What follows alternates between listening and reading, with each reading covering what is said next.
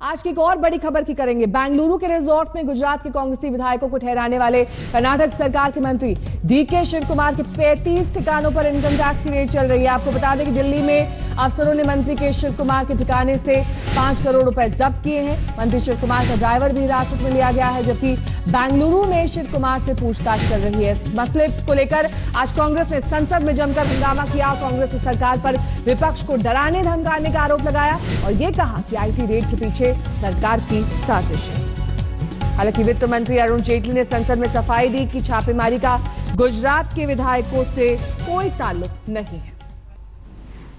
तो सफदरजंग एनक्लेव के इस मकान में रेड हो रही है। डीके शिव कुमार के भाई सुरेश शर्मा का ये मकान है। यहाँ पे पुलिस कर्मी जो है वो तैनात, आप देख रहे हैं यहाँ पे सुरेश शर्मा का नाम है। और चौथी मंजिल पे ये मकान है।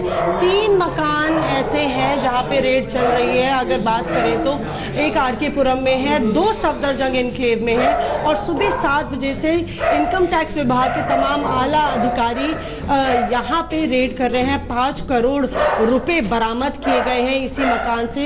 यही वजह है कि एक सियासी बवंडर जो है वो खड़ा हो गया है। यहाँ से लेके कर्नाटक तक जब इनकम टैक्स की टीम पहुंची तो जाहिर तौर पे सवालिया निशान खड़े होने लगे टाइमिंग पर। और कांग्रेस ने इस मसले को राज्यसभा में भी उठाया है। कुल मिला के अगर हम कहें तो अभी इनकम टैक्स विभाग लगातार शिकंजा कस रहा है। उनका ये कहना है कि ये नॉर्मल प्रक्रिया है, अपनी पूरी जांच पड़ताल के मद्देनजर वो ये कार्रवाई कर रहे हैं, क्योंकि पहले से ही तारीखें तय थी। यहाँ पे अभी और जो भी दस्तावेज खंगालने की कोशिश हो रही है, लगातार इनकम टैक्स अधिकारियों का आने जाने का सिलसिला बरकरार है। कैमरा पर्सन प्रबीर के साथ मौसमी सिंह, दिल्ली आज तक। और इस पूरे हंगामे की दरअसल वजह है कर्नाटक के कांग्रेसी मंत्री डीके शिव कुमार के रिजॉर्ट में ठहरे गुजरात के कांग्रेसी विधायक। कांग्रेस का यह आरोप है कि राज्यसभा चुनाव को लेकर बीजेपी और केंद्र सरकार साजिश कर रही है, जबकि सरकार का यह कहना है कि छापे का सियासत से कोई लेना देना नहीं।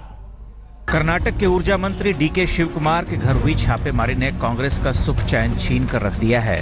पार्टी ने आरोप लगाया है कि सरकार विधायकों को पैसे बांट जिस मंत्री को खोजा जा रहा था वो उस रिजॉर्ट में पनाह लिए हुए थे। उनके अलावा किसी और को न तो तंग किया गया, न किसी के कमरे में कोई ताक झांक हुई। राज्यसभा की एक सीट जीतने के लिए बीजेपी शिकार करने के अभूतपूर्व तिकड़म कर रही है।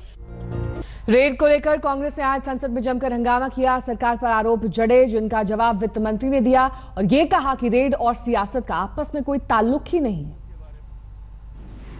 शेल्टर देने वाला अहमद पटेल साहब हमारा एक मिनिस्टर है, उसके ऊपर भी रेड केंद्र सरकार कर सकती है, तो फिर वो जो आम आदमी है, वो आम आदमी तो हमें पानी का ग्लास भी पूछने से डरेगा या नहीं? मेरा सवाल देश की जनता से भी है।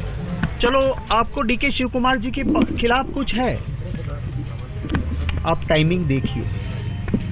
30 साल से जो बिजनेसमैन है, इनकम टैक्स भरता है, वो किसी का मर्डर तो उसने नहीं किया। और ऐसे केसेस में अगर आपको कुछ करना भी है, आप क्या 3 दिन रुक नहीं सकते थे कि जब हम चले जाए? पर ये रेड प्रोसीजरियल कुछ स्थिति करके नहीं, एमएलएस को डरा दो। गुजरात में लाउड एंड क्लियर मैसेज दे दो कि अगर जहां उनकी सरकार है, उनका मंत्री भी शेल्टर देता है, तो हम उनके वहां रेड कर सकते हैं। खबरदार, अगर कोई इन विधायकों के साथ में खड़ा रहेगा, हम उसको छोड़ेंगे नहीं। रुक अब मध्य प्रदेश का करेंगे, जहां पर शिवराज सरकार के दौरान एक बड़ा घोटाला सामने आया है, वो भी उनके ही शहर सीहोर में। यहां करीब 3000 ऐसे लोगों को बीपीएल कार्ड बांटा गया जो कि मोटे व्यवसायी या फिर कारोबारी। और इस गोरख धंधे का खुलासा होने के बाद प्रशासन ने इनके कार्ड कैंसिल कर दिए। इनसे मिलिए, ये हैं पप्पू यादव, मशहूर वाले नेता नहीं, मध्य प्रदेश के सीहोर वाले पार्षद। पप्पू जी सीहोर के 12 नंबर वार्ड की अगुवाई करते हैं, लेकिन सरकारी आंकड़ों के मुताबिक पप्पू यादव के पास आजीविका का कोई चारा नहीं है, लिहाजा वो बीपीएल कार्ड धारक है। मैं पार्षद भी हूँ और गल्ला मंडी में संचालक पद पे भी हूँ, डायरेक्टर हम्माल तुलावट। तो तुलाई का भी काम करते हैं वहाँ पे हम, मजदूरी। और ये अब पार्षद हैं तो कोई ज़मीन जायदाद तो अपने पास है नहीं। 1800 रुपये उसमें वो मिलती है मानदेय जो महीने का, उसमें बाकी और कुछ तो है ही नहीं है। बीपीएल कार्ड धारक होने का मतलब है सरकारी योजनाओं और छूटों का लाभ लेने के लिए अधिकृत व्यक्ति। पप्पू दावा करते हैं कि वो अब भी मजदूर हैं, लेकिन सरकार को नहीं लगता कि वो मजदूर हैं, इसलिए उनका बीपीएल कार्ड कैंसिल कर दिया गया है। ना ज़मीन है अपने पास, घर भी 2 कमरे का बना अपना मतलब, और कोई इनकम ऐसी कुछ भी नहीं है कि अपने पास धंधा बिजनेस हो या बैंक में बैलेंस खूब हो। फिर भी कहीं ना कहीं उनने काट दिया राशन कार्ड के, मतलब ये कहीं प्रशासनिक अधिकारी आते हैं, मंडी में विवाद होता है तो उनको लगता है कि कहीं ना कहीं ये इस चक्कर में भी हो सकता है।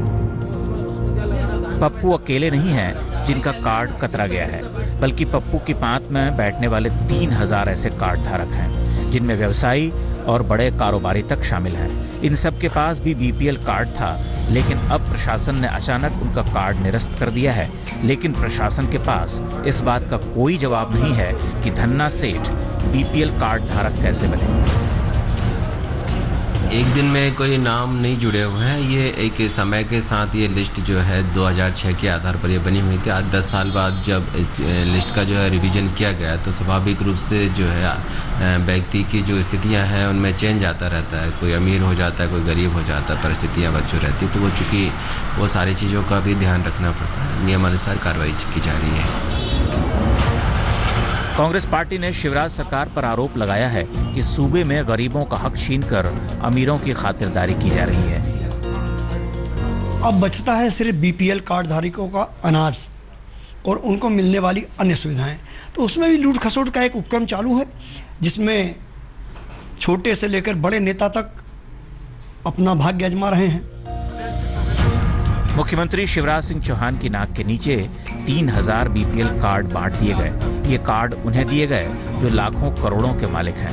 अब प्रशासन पड़ताल कर रही है कि बीपीएल कार्ड का ये कारनामा आखिर हुआ कैसे।